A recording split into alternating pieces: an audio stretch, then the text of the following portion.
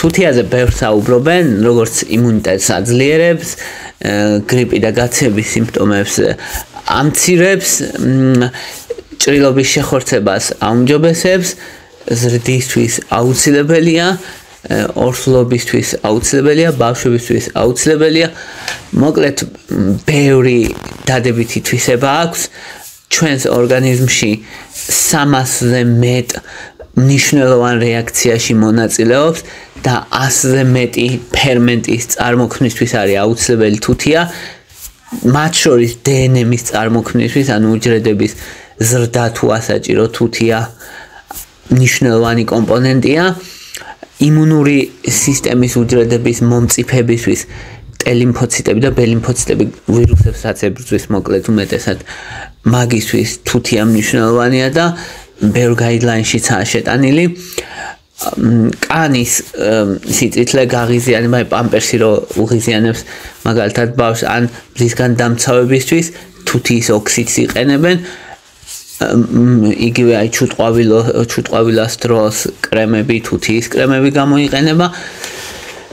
მოკლედ თუთია ერთ-ერთი უმნიშვნელოვანესი მიკროელემენტია, მასზე ვისაუბრებთ.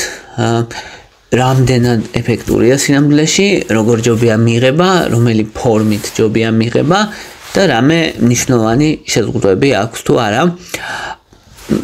ზოგადად თუთია ბევრი არ გვჭირდება 8 მილიგრამი ქალებს დღის განმავლობაში, 11 მილიგრამი კაცებს.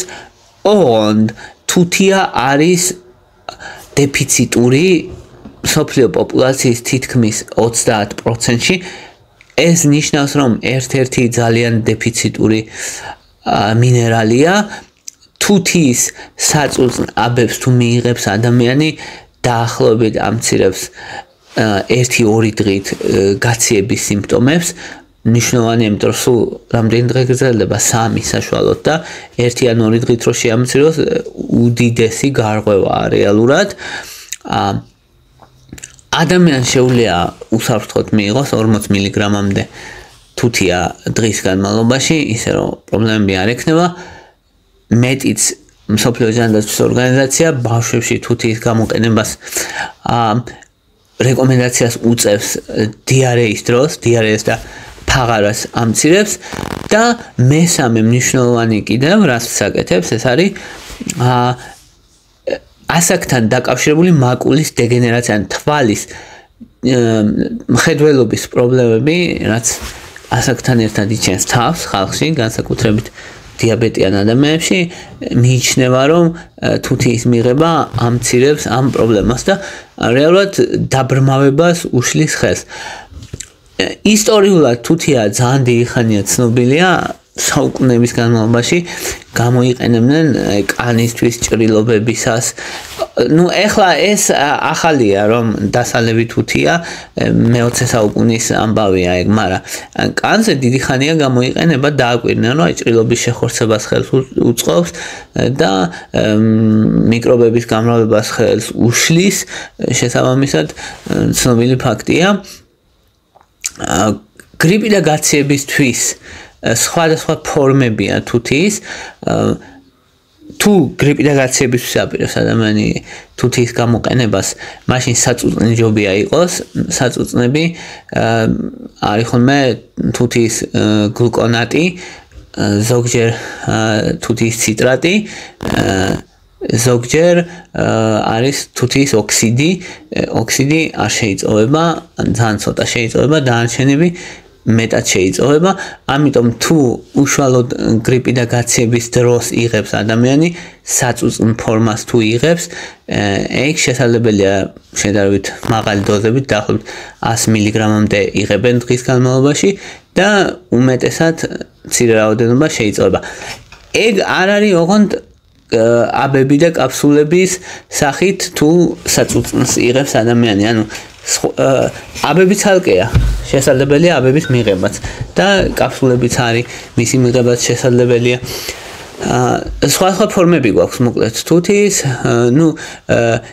არის თუთიის პიკოლონატი, ციტრატი, თუთიის გლუკონატი, ანუ ეს რამდენიმე ფორმა თუთის ყველას ნორმალური ბიოშეღწევადობა ხან ნორმალურად შეიწევს რეალურად ორგანიზმი რამე ისეთი განსაკუთრებული პრობლემა არც ეს არ აქვს, თუმცა მიიჩნევა, რომ თუთის პიკოლონატი ის ყველაზე კარგი შეწოვის და მაღალი ბიოშეღწევადობა აქვს, მაგრამ მაგაში ხა მნიშვნელოვნად ბევრი ფულის გადახრას დიდი მნიშვნელობა არ აქვს.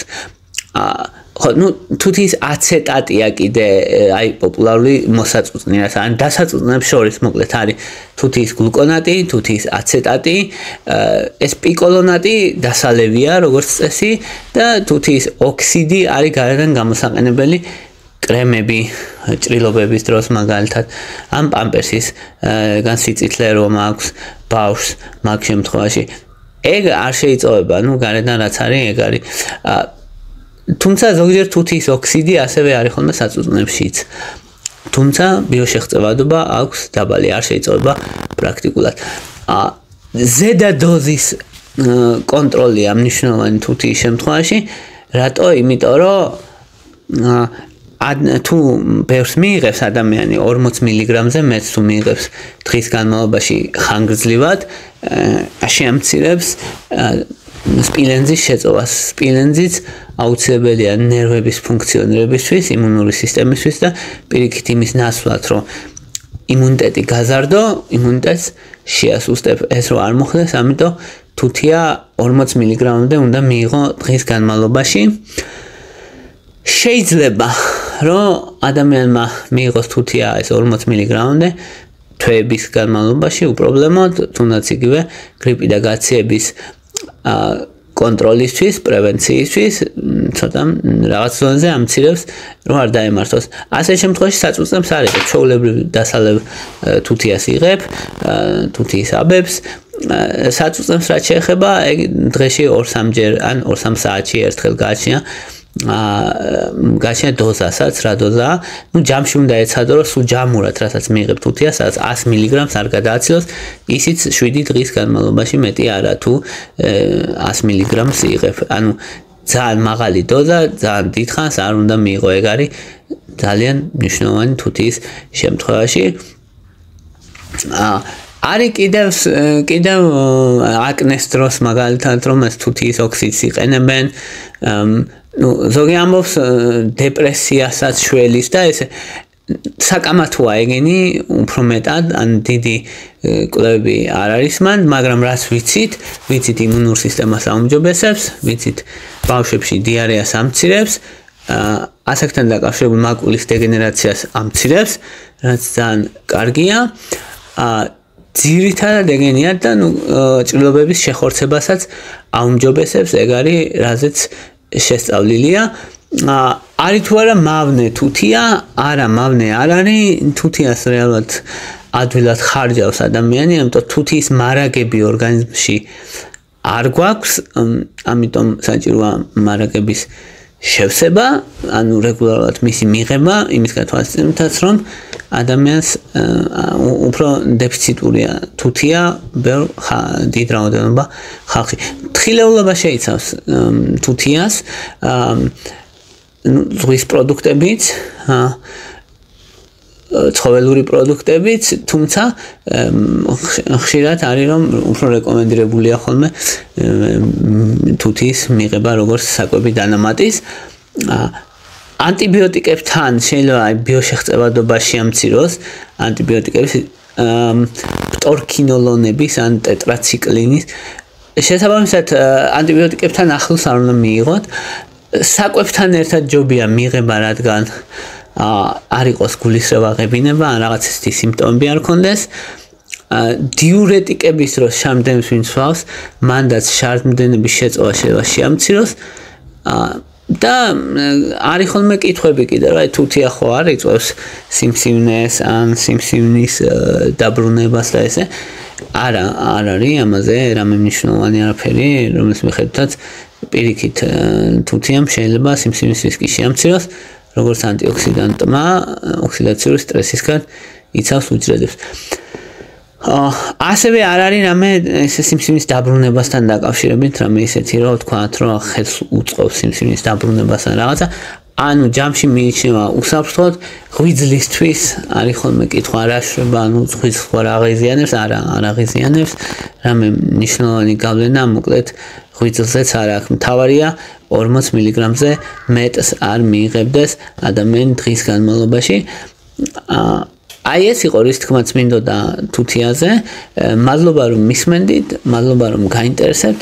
თუ მოგწონთ ჩემი ვიდეოები დალაიქეთ, თუ მოგწონთ ჩემი არხი გამოწერეთ. მადლობა ინტერესისთვის.